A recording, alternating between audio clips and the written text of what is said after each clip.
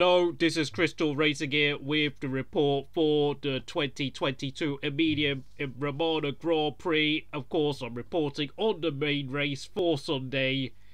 And your race winner, Max Verstappen, it's a perfect 10. Pole position, fastest lap, led every lap, and won the race. Max Verstappen is right back on form, but it's not as if he ever lost it. Of course, thanks to his result, he's back in second place in the championship, only 27 points behind the championship leader, Charles Leclerc. Of course, the CL in Charles Leclerc stands for championship leader. Did not put a foot wrong. Faultless performance from the reigning world champion, like I would expect. And of course, in wet conditions, he's the best driver in the field. There's nothing else to say. Second place, Sergio Perez, 9 out of 10. Yeah, he got a bit scrappy with Leclerc throughout the race, you know.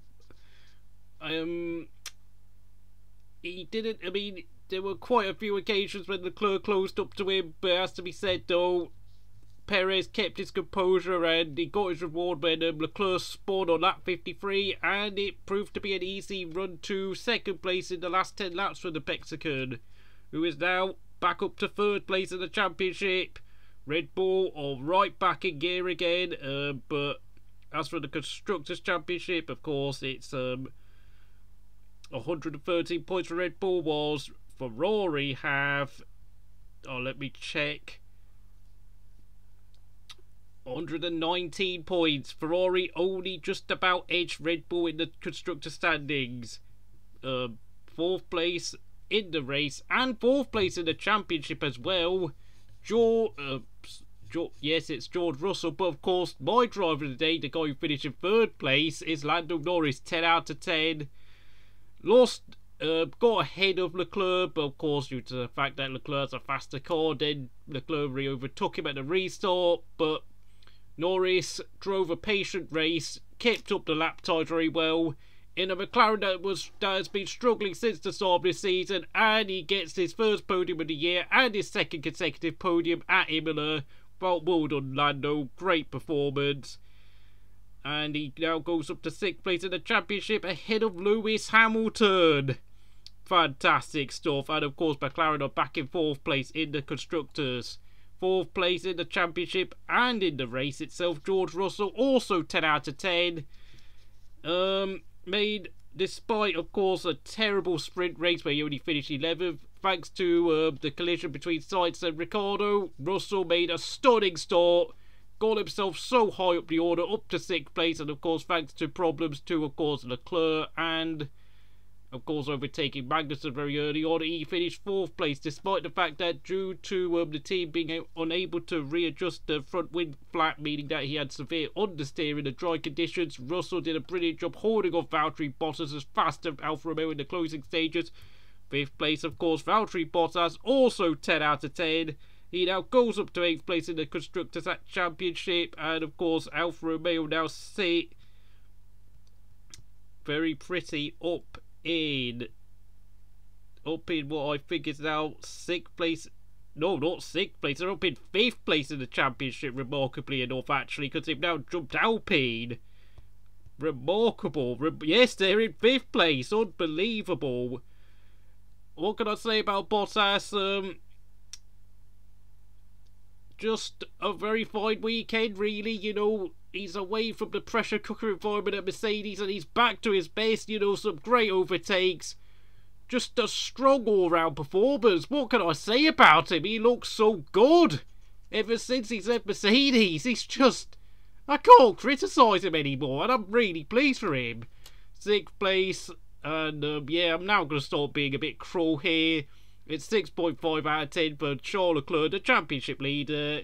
Of course, if there is any consolation, he is still 27 points ahead of Max Verstappen, but, you know, whilst the team and himself decided to try and go for the fastest lap point by pitting 4 soft tyres, it has to be said, the problem was, of course, Red Bull immediately responded by getting Max and Perez to go onto soft tyres, and unsurprisingly, Leclerc closed up on Perez, meaning that Perez was essentially blocking Leclerc of course, instead of course, fighting for that fastest lap points, of course, Leclerc was drawn back into the fight for second place, and of course, on lap 53, whilst of course probably too distracted by trying to catch Perez, he clipped the sausage curve at the chicane at the back end of the circuit, and he spun his car around. A really bad mistake. I mean, that could cost him come the end of this season. Of course, instead of getting 15 points, he will only get 8 points coming out this weekend. Those 7 points could make a difference, but nevertheless, Leclerc did a fairly respectable job in keeping up with Max Verstappen, because to be honest, Red Bull have had the faster car all weekend, so he shouldn't be too down on himself. 7th place, and what is arguably his best performance in F1 so far in his whole F1 career. It is Yuki Tsunoda, 9.5 out of 10. Now, yes, he did struggle quite badly in the rain when he held up about 7 other cars, but nevertheless, though, he kept his car in front despite going into Yarno Trulli train mode. But the fact of the matter is, once the dry weather came out, once the track dried out, Yuki was absolutely fantastic, and he overtook Magnussen and Vettel with 2 fantastic overtakes. A real upturn in performance for Yuki, but I have to say though, he needs to keep up this sort of performance if he wants to have a place in F1 next year. 8th place it is Sebastian Vettel, 9 out of 10. His and Aston Martin's first point of the season. What an impressive performance all weekend round. You know, yeah, he faded off late on in a sprint race yesterday, but today he was absolutely top dollar. But also Sebastian Vettel was back, driving perfectly, no mistakes, kept his head under pressure very well, did a great overtake on Magnussen.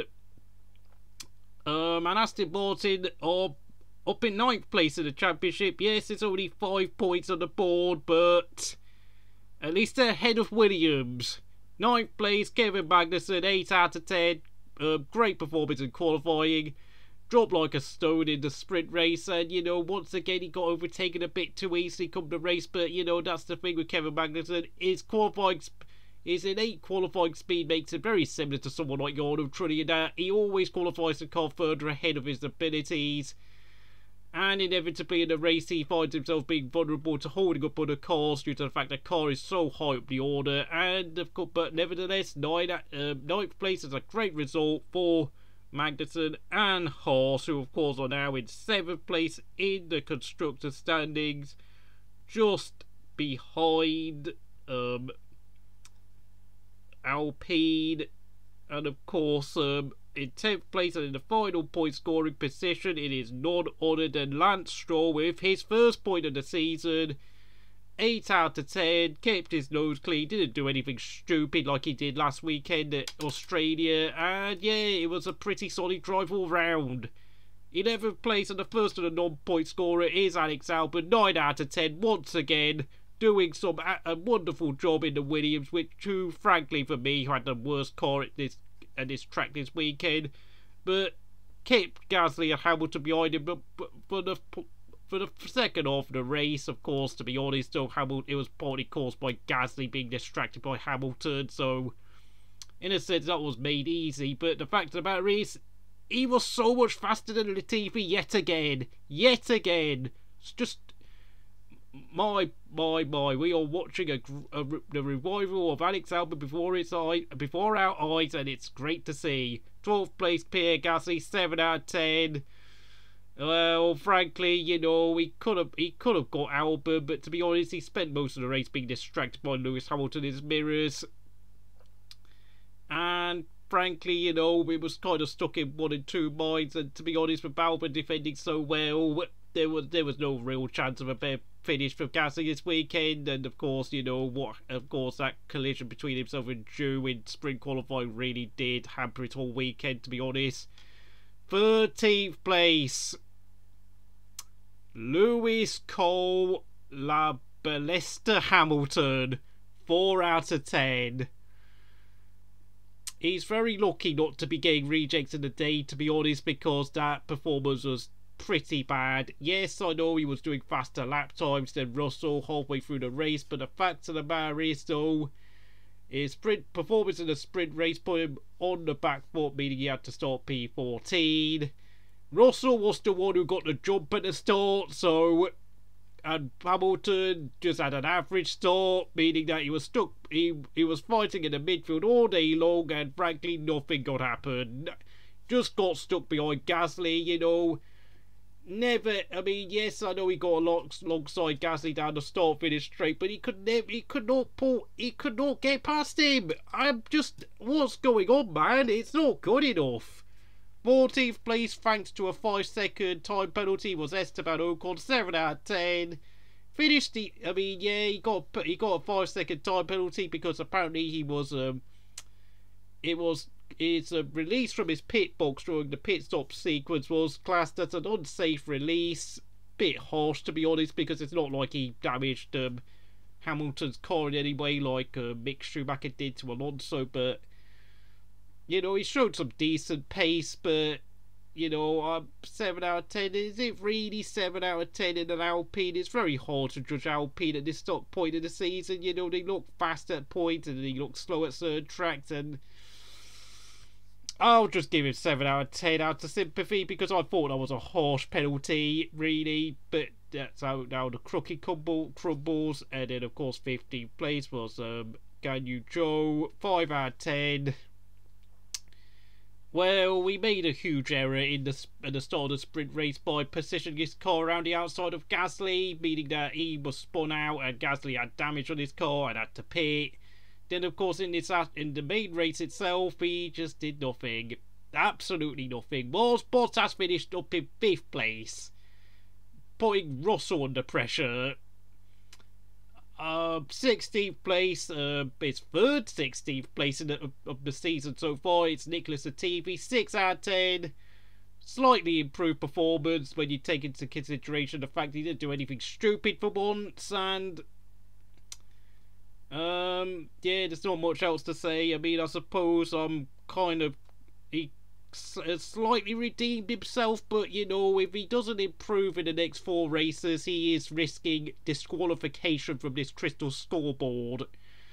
17th place, and what an awful weekend this guy has had. He, of course, Latifi is one of only 3 drivers who have competed so far this season to have scored 0 points, and Schumacher is the other one. Of course, the 2 only full-time drivers on the grid without a point on the board so far this season. Of course, the other one being Nico Hulkenberg. And of course, I need to remind you that Nicholas Latifi is now 21st in a 20-driver championship, which is, yeah, he's literally the Canadian Mazepin. But this weekend, though, Mick Schumacher looked like he was trying his hardest to do his best Nikita Mazepin impersonation. You know, at the restart, he whacked into the side of Alonso, damaged Alonso's side pod, and then of course later on in the race, whilst trying to overtake, after having got past Ganyu Zhou, he then went off the track at the chicane at the back end of the circuit, spun around, and yeah, really, you know, after that he finished 17th. He totally gave up. It was a very Mazepin type of race for Mick Schumacher, who is still waiting to score the first point of his F1 career. And I have to say, when you consider how good that horse is, okay, it's not a great car, but it is, you can score points in it. It has to be said. Schumacher's qualifying performances are really hindering him now, and it's making it very hard for him to score points. Lots of problems with his general racecraft, I've got to say, with Mick Schumacher. His lack of consistency, it's his tendencies to get involved in needless crashes are beginning to really rear its ugly head. A real big improvement is needed for young Mick, I've got to say. And in 18th place, and the guy who has won the Reject of the Day award, can only be Daniel Ricciardo, 3 out of 10. Goodness me, what a terrible performance today. You know, clashing with Carlos Sainz was stupid. Yes, I know Carlos Sainz took the outside line, maybe a bit unwise, but really though, why on earth was Daniel Ricciardo driving into sites like that? There was no need. I mean, he could have backed off, considering it's a wet track. Yes, I know visibility was poor, so it was sort of always inevitable. A collision like that could happen, but the fact of the matter is, once Daniel Ricciardo went to the pits and fixed his car, he had no pace, just nothing. Could not make an impression on anyone whatsoever. And yes, I know he then went and gambled and put the hard tyres on. I have no idea who the hell at McLaren thought that would be a good idea, but that was just the dumbest gamble ever. And frankly, Ricciardo just gave up, to be honest, today. He just gave up. And as for the two retirees, Fernando Alonso and Carlos Sainz, they will not be getting any points given for their performances today, because I have no idea how they would have performed if they were able to last at least, I don't know, 10 or 15 laps. They retired far too early for me to judge, so I think it's fair to say the two Spanish drivers will escape being given low points for their performances today. If you enjoyed this review, please like, subscribe to Crystal Racing, and blah blah blah blah blah.